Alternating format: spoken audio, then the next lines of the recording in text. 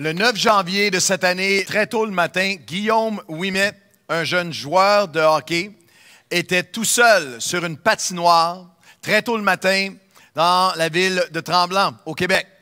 Alors qu'il patinait seul et pour se perfectionner, pour se pratiquer, il a vu une Jeep, un véhicule Jeep arriver.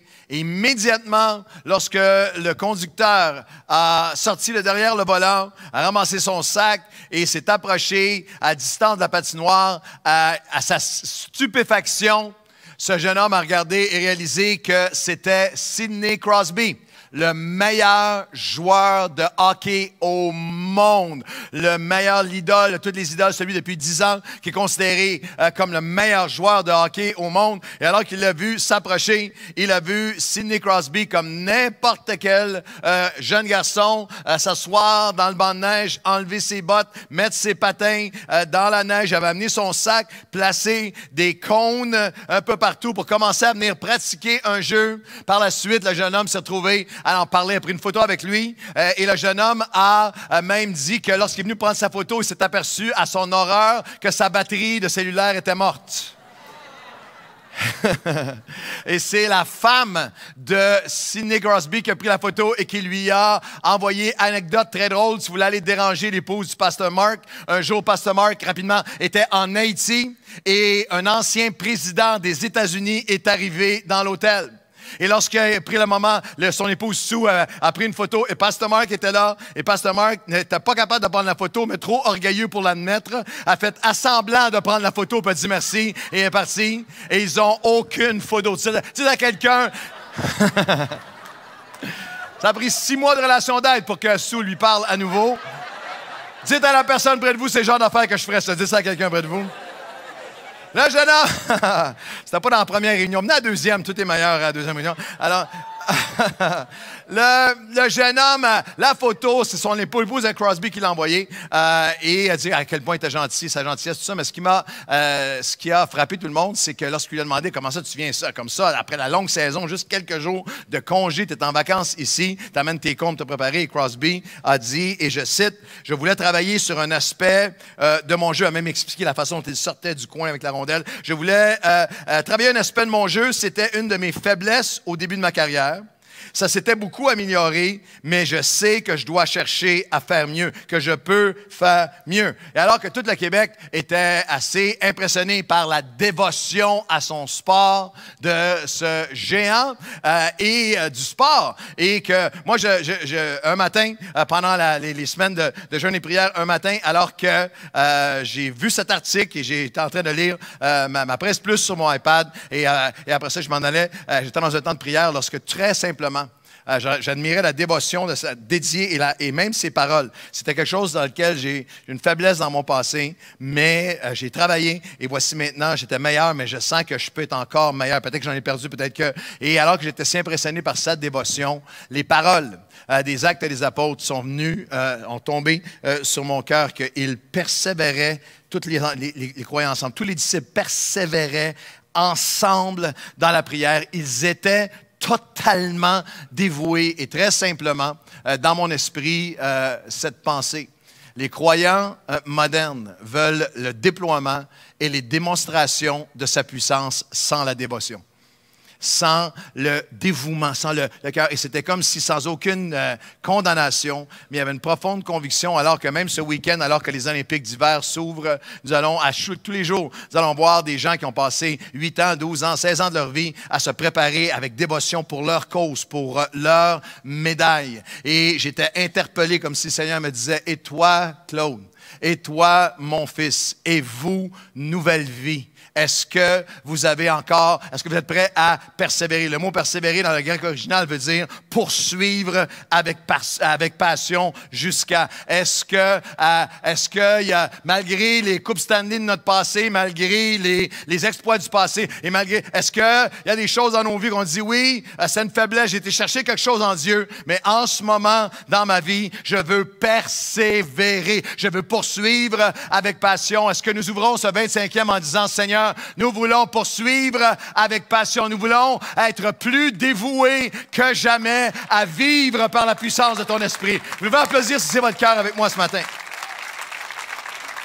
Notre thème, c'est un retour aux actes, et on ne peut pas faire un retour aux actes des apôtres sans faire un retour à sa puissance. Et ce matin encore, nous sommes dans le fondement de Actes 1 et 2, et nous allons, dès le prochain message, être dans Acte 3, Acte 4, et aller de chapitre en chapitre ensemble pour nous emparer des actes. Vous recevrez un retour à sa puissance. Vous recevrez une puissance. Acte 1:8, le Saint-Esprit survenant sur vous. C'est comme ça que l'Église commence. On a vu ensemble qu'il y avait 3 mots pour puissance dans le Nouveau Testament. Le mot utilisé ici dans Acte 8, dunamis. C'est un mot qui parle d'une force, qui parle d'une capacité divine et surnaturelle. La force de Dieu, la capacité que Dieu donne. Il y a aussi le mot kratos dans le grec original, ou dans les Actes, vous allez lire en français puissance. C'est kratos qui était une puissance pour accomplir. C'est la puissance pour accomplir le royaume de Dieu, pour accomplir ce que Dieu vous appelait à être et à accomplir. Il y a quelque chose que toi, tu es appelé à accomplir, que personne d'autre que toi sur cette terre est appelé à accomplir par son kratos, par sa puissance. Il y a le mot exousia,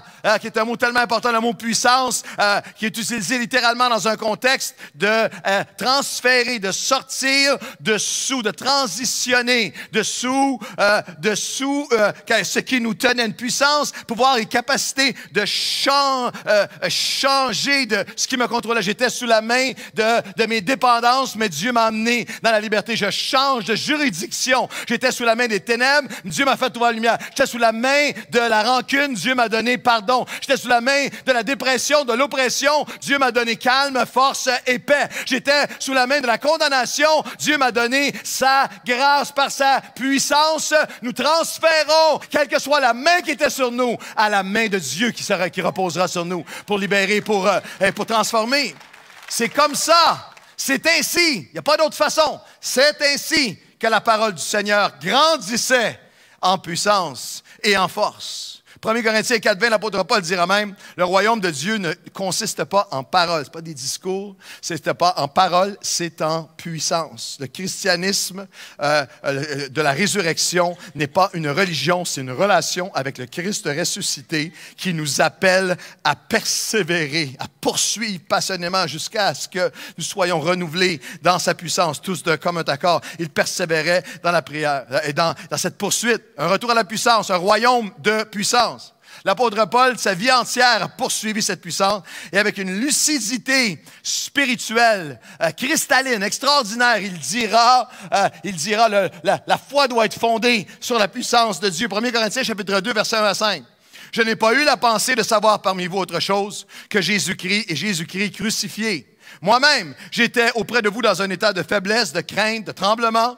Ma parole, ma prédication ne reposait pas sur les discours persuasifs de la sagesse, bien qu'il ait été un érudit, un titulaire de double doctorat, philosophie, théologie. Il dit non, mon discours ne reposera pas sur les discours persuasifs de la sagesse humaine, mais sur une démonstration du Saint-Esprit et de puissance, afin que votre foi soit fondée non pas sur la sagesse des hommes, mais sur la puissance de Dieu. Ce n'est pas le camp évangélique où on prêche la croix, le salut seulement, et le camp charismatique où c'est l'esprit, les manifestations de l'apôtre Paul unit les deux fondements. Il dit, je ne veux pas prêcher quoi que ce soit d'autre que Christ et Christ crucifié, le salut en Jésus-Christ, le pardon en Jésus-Christ, la rédemption en Jésus-Christ, l'élection en Jésus-Christ, assurée, mais par la puissance et les signes et les prodiges. Ça va passer de là à là. C'est l'action surnaturelle. Je dirais de cette façon, alors que nous allons étudier les actes des apôtres ensemble, nous devons étudier les actes comme des soldats et non comme des académiciens. Les soldats et les académiciens sont parmi ceux le plus qui ont tendance à étudier l'histoire, mais ils l'étudient de manière très différente. Les académiciens étudient pour savoir ce qui est arrivé, pour ce qui a été fait. Le soldat étudie ce qui est arrivé pour voir ce qu'il reste à faire, à conquérir aujourd'hui. Les académiciens veulent avoir de l'information. Les soldats étudient afin de connaître et d'accomplir leur mission. Nous sommes en mission. Nous avons quelque chose à accomplir. On regarde aux actes afin de continuer ce que Jésus nous a appelés à être et à faire et l'accomplir ensemble. Quelqu'un devrait dire amen. Pas des académiciens comme des soldats. Le véritable retour à la démonstration du Saint-Esprit et de puissance. Le christianisme n'est pas centré sur l'histoire ou sur la tradition. Il n'est pas centré, ce n'est pas une philosophie et ce n'est pas non plus un lieu. Le christianisme n'est pas un lieu géographique, un endroit où on va, un lieu saint où on va en pèlerinage. Le bouddhisme, par exemple, est un système qui est un système d'idées, une philosophie de préceptes, une philosophie. L'islam, l'hindouisme, le judaïsme, il y a des lieux saints, on doit aller là et ça provoque des guerres, on doit aller là, on doit aller en pèlerinage. Il faut que tu ailles à ce lieu saint, c'est là qui est le lieu saint. Le cœur du christianisme n'est pas une philosophie, ce n'est pas un lieu. Le cœur du christianisme, c'est une personne, c'est Dieu, c'est Jésus-Christ, ressuscité en relation avec nous, qui nous habite de la puissance de la résurrection. En tant que chrétien, on peut aller visiter Israël pour toute sa beauté et tout ça, mais ça ne fait pas partie nous ne sommes pas en perpétuelle recherche d'aller dans un pèlerinage où on va finalement aller trouver le lieu saint, le temple où l'Esprit habite, ou le lieu saint. Non, non, non. Dans l'alliance avec le Seigneur en tant que croyant par sa puissance, nous sommes le temple où habite l'Esprit. Tu deviens le temple où l'Esprit de Dieu habite à chaque jour. Lorsque nous regardons de manière honnête et de manière assoiffée à voir Dieu agir au christianisme moderne, il y a deux éléments fondamentaux qui rendent l'Église et le croyant impotent spirituellement, sans puissance, qui le dévalise, qui le vole de sa puissance. Lorsque trop de croyants sont ignorants de ses promesses et de la réalité de sa puissance. Le peuple périt par manque de connaissance, ne savent pas tout ce que la parole de Dieu enseigne sur la puissance de l'Esprit pour eux. Et lorsque ceux qui connaissent cette réalité de la vie de l'Esprit ont été enseignés, ont reçu un enseignement, refusent ou cessent de la pratiquer et de la poursuivre, Et en ce 25e anniversaire, c'est l'appel de l'Esprit. Depuis 24 ans, nous enseignons sur la personne et l'œuvre de l'Esprit. Mais Dieu va-t-il se trouver, on a terminé la semaine dernière à genoux ensemble à crier vers Dieu, Dieu va-t-il se trouver à Longueuil un peuple avec un cœur tout entier pour lui, avec lequel il va pouvoir se montrer puissamment. Je dis, Seigneur, j'ai entendu votre cœur et Seigneur, entends nos cœurs encore ce matin. Trouve-nous à Longueuil, nous sommes là et nous voulons avoir notre propre retour personnel et ensemble à la puissance de ta résurrection, que ceux dont c'est le cœur et le désir, voulez-vous dire un grand Amen et applaudir d'une manière qui va retentir partout dans la Franco à travers Facebook Live. Une pensée ce matin, parce que si c'est l'ignorance, c'est le refus d'implémenter, d'entrer, de poursuivre qui nous affaiblit spirituellement, je vais amener chacun d'entre nous à une découverte. Si tu ne le savais pas, tu vas le savoir ce matin. Et mon retour, la découverte est mon retour à sa puissance. Les Actes des Apôtres commencent, Actes des Apôtres, chapitre 1, verset 1, avec ces mots. Théophile, j'ai parlé dans mon premier livre de tout ce que Jésus a commencé de faire et d'enseigner dès le commencement. Luc est l'auteur des Actes des Apôtres. Lorsqu'il dit dans mon premier livre, il a écrit l'Évangile de Luc. Et que, comme la première partie, et ce que Jésus a commencé à faire et à enseigner, et il écrira par la suite les Actes des Apôtres. Les Actes des Apôtres sont écrits ils couvrent une période de 30 ans. Les 28 chapitres, ce n'est pas quelque chose qui s'est passé en 2 semaines. Ça couvre une période d'une trentaine d'années, de l'an 30 à approximativement à 60 après Jésus-Christ. Ça commence avec la résurrection, ça commence avec la naissance de l'Église, les 30 premières années de l'Église chrétienne qui a changé l'histoire du monde. Luc est l'auteur des Actes et de l'Évangile qui porte son nom, un auteur extrêmement significatif. Si vous regardez au nombre de versets de l'Évangile de Luc et des Actes, c'est une large portion du Nouveau Testament qui est écrit par Luc. Luc avait 2 intentions fondamentales, dirigées par l'Esprit, d'écrire l'Évangile, son Évangile, ce que Jésus a commencé à faire et à être, il est un médecin.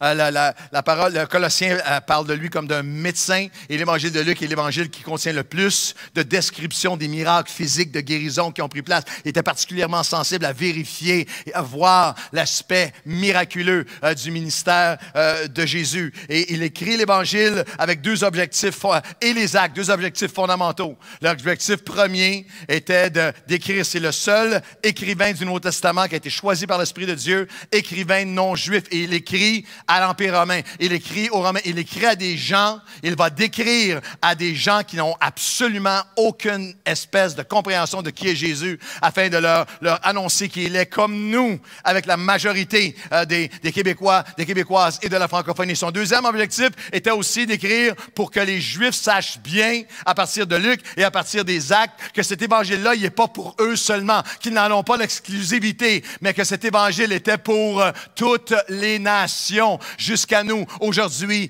en 2018. Et Luc écrit à Théophile. Le nom Théophile veut dire amoureux de Dieu. Et dans Luc chapitre 1, il le décrira. Il lui donnera un thème, un terme. Il utilisera un thème pour le décrire qui était un titre pour un gouverneur ou un très haut gradé au excellent Théophile ou votre excellence Théophile. Un titre qui était connu à l'époque, très connu, qu'on accordait à des gouverneurs ou très haut gradés romains. C'est un titre de très haute noblesse. Et Luc est un médecin, selon Colossiens, et un historien hyper éduqué. Ceux d'entre vous qui étudient ces choses, le grec utilisé dans les écrits des Actes et de l'Évangile de Luc est extrêmement complexe et sophistiqué. Des commentateurs bibliques nous disent qu'il y avait moins que 1% de la population de l'époque qui était capable d'écrire à ce niveau-là. Alors, il a été choisi par Dieu pour écrire. Et en plus, nous savons, à partir des Actes des Apôtres, on le voit apparaître dans le récit lorsque lorsque ça passe du je au nous. Et Luc était le compagnon de voyage de Paul. Il l'a accompagné. Il a vu l'œuvre, il a vu les persécutions. Je vous dirais de cette façon, par analogie sportive, pour ceux qui connaissent un peu, Luc était un peu, c'est le médecin, il est un peu l'homme de coin de l'apôtre Paul. Tous les boxeurs ont un homme de coin. Lorsque tu as reçu plein de coups, tu retournes dans ton coin, puis il y a quelqu'un qui t'arrange.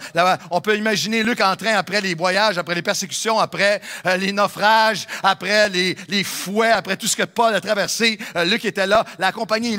Il a vécu la naissance même de l'Église. Et la découverte et le retour à sa puissance comprend la dimension que Luc dit ce que Jésus a commencé à faire et à enseigner. Faire et enseigner. Ses prodiges et ses paroles. Sa parole, ses principes. Extrêmement important. Il y a un équilibre spirituel extrêmement important. Nous n'avons jamais, dans notre incarnation, dans notre expérience avec l'Esprit de Dieu, les miracles de Jésus ne sont pas là pour être admirés seulement ou être étudiés. Le miraculeux de Jésus est là pour être expérimenté. Lorsqu'on lit les Actes des Apôtres, les 11 premiers versets de chapitre Acte 1, il y a Jésus de mention de lui. À chaque verset des 11 premiers chapitres, des choses que Jésus a commencé à faire, il va les continuer maintenant. Mais il y a cet équilibre. Jamais la poursuite effrénée des prodiges sans sa parole. Il y a eu de grandes dérives à toutes les époques. Et aujourd'hui, au 21e siècle, dans certains cercles, qu'il y a la poursuite des prodiges sans un fondement sur la parole, avec même des recherches et même avec des témoignages d'expériences mystiques qui ne sont pas dans la parole de Dieu. Alors, l'équilibre que nous recherchons pour la véritable vie de l'Esprit n'est jamais prodige seulement sans sa parole, mais jamais non plus parole seulement sans le miraculeux, sans les prodiges. Jamais non plus la doctrine sec, la doctrine rigoureuse sans la poursuite et l'action de l'Esprit. J'espère que vous êtes avec moi. Seigneur, je veux que tu nous enseignes, mais je veux que tu nous émerveilles par ton miraculeux. Je veux ta parole, je veux tes prodiges, je veux ton message et je veux le miraculeux. Quelqu'un devrait dire Amen. C'est la poursuite de la vie, la poursuite littéralement de la vie de l'Esprit. Et la clé, pour commencer à comprendre c'est quoi la vie de l'Esprit, vous recevrez une puissance, le Saint-Esprit, comment est-ce qu'on peut continuer à marcher dans les signes et les prodiges, à marcher dans la plénitude de l'Esprit. Lorsque je dis la vie de l'Esprit ou l'expérience avec l'Esprit, il y a toutes sortes d'images qui peuvent être, que vous avez peut-être vues ou des choses que vous avez qui viennent frapper votre imaginaire. Lorsqu'on parle de la vie de l'Esprit, pour certains, ça peut être quelque chose qui est extrêmement, qui fait peur, qui semblait bizarre, qui avait toutes sortes de mysticisme bizarre. Et si vous voulez comprendre la vie de l'Esprit à laquelle il nous appelle, Luc nous rappelle, tu vas avoir le modèle, regarde à Jésus. C'est lui ce qu'il a commencé à faire, ce qu'il a commencé à enseigner, sa relation et comment l'Esprit agissait avec lui et comment il enseignait. C'est ça le modèle, c'est ce que tu dois rechercher. Tout ce que Jésus a commencé de faire et d'enseigner. Ce que Jésus a commencé dans son corps humain, alors qu'il était sur cette terre pendant ces 3 années de ministère, à tout ce qu'il a commencé à enseigner et à faire, il désire et il le poursuit aujourd'hui à travers son corps spirituel qui est nous, l'Église, qui est nous, le corps de Christ. C'est pour ça qu'il a dit, vous allez faire des choses encore bien plus grandes que moi. Si on ne parle pas, c'est pas grandeur dans la manifestation, plus grand que Jésus en manifestation. On ne peut pas faire plus grand que lui. Il a ressuscité des morts. Ce n'est pas dans la manifestation qu'on va faire plus grand, mais c'est dans l'étendue. Jésus n'a jamais, ses disciples voyageaient, Jésus n'a jamais, dans les années de son ministère, voyagé au-delà de 150 kilomètres de son village natal. Et aujourd'hui, à travers son corps spirituel, l'Église, il agit, des âmes sont sauvées à travers le monde par millions de personnes. En ce dimanche matin, l'Esprit de Dieu agit et accomplit ce qu'il a promis, au-delà de tout ce qu'il avait promis. Quelqu'un devrait dire oui. Et lorsqu'on regarde à cette dimension, c'est important, c'est juste un survol. Mais si tu veux savoir, Luc dit, si tu veux savoir c'est quoi la vie de l'Esprit, cette puissance, j'ai commencé. Tout ce que je t'ai écrit, Théophile, l'amoureux de Dieu, ce que je t'ai écrit dans l'Évangile, la vie de l'Esprit, lorsqu'on lit l'Évangile de Luc, nous voyons juste un survol. Nous voyons que Jésus est né, il a été conçu par le Saint-Esprit.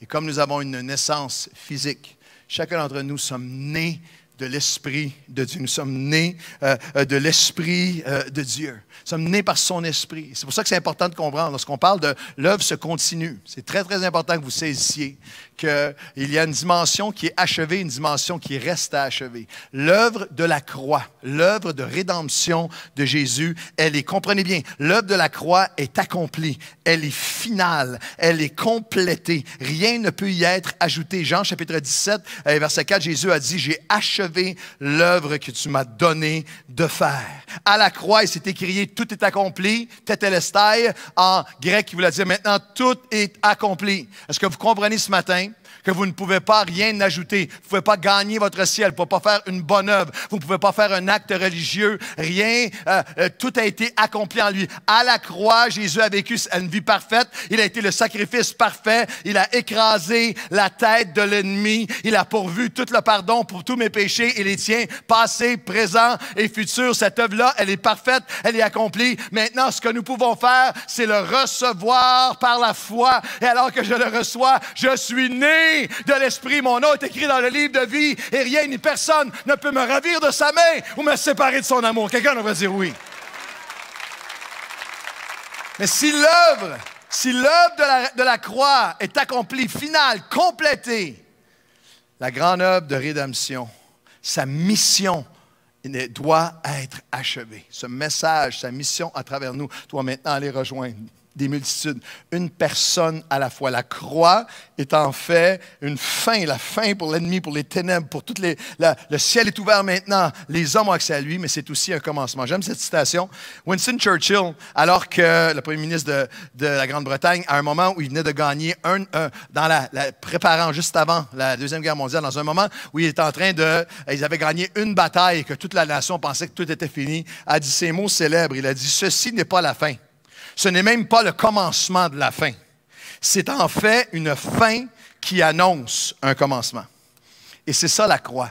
La croix et la résurrection, c'est une fin. La fin du règne de l'ennemi, la fin de la séparation entre Dieu et les hommes, la fin de tout ce qui nous empêchait de goûter à l'Esprit de Dieu, mais c'est aussi le commencement des œuvres préparées d'avance par Jésus où on va continuer ces œuvres ensemble. Vous dites oui? Lorsqu'on regarde à cette œuvre de l'Esprit dans la vie de Jésus, il est né de l'Esprit, il est revêtu de l'Esprit. Chaque jour de votre vie, né devant Dieu, c'est quelque chose que presque mot à mot, je dis pratiquement chaque jour de ma vie avant de commencer ma journée, Seigneur, je veux que tu viennes me revêtir de ton Esprit. On peut passer beaucoup de temps à ce que je vais porter, passer beaucoup de temps à ma face, mon visage, maquillage, mes cheveux, toutes mes affaires. Mais Seigneur, je parle des dames, là, je ne passe pas beaucoup de temps sur mon maquillage, mais est-ce que mes vêtements coordonnent? Est-ce que je m'arrête à chaque jour pour dire, Seigneur, j'ai besoin d'être revêtu de toi maintenant? Revêtu de ta paix, revêtu de tes forces, revêtu de ta protection, revêtu de ton esprit, revêtu de ta joie. Je veux me revêtir. Dites à quelqu'un près de vous, oublie pas de t'habiller. Dites ça à quelqu'un près de vous. Il a été rempli, il a été revêtu, il est né de l'esprit, il s'est réjoui en esprit.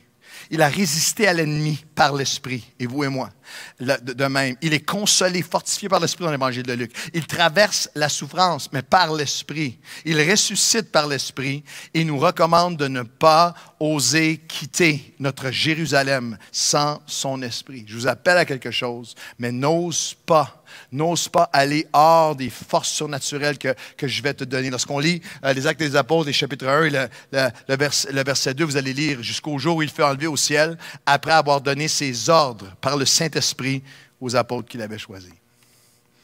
Il désire encore parler, donner ses ordres aux hommes et aux femmes qu'il choisit pour les œuvres qu'il a accomplies. Il se cherche quelqu'un qui va être devant lui, qui va être dans sa présence afin qu'il donne ses ordres et qu'il puisse les diriger dans les œuvres qu'il a préparées. C'est comme ça que toute œuvre de Dieu naît et est soutenue, alors que des hommes, des femmes sont prêts à obéir aux ordres de l'Esprit. C'est comme ça que Nouvelle Vie a commencé.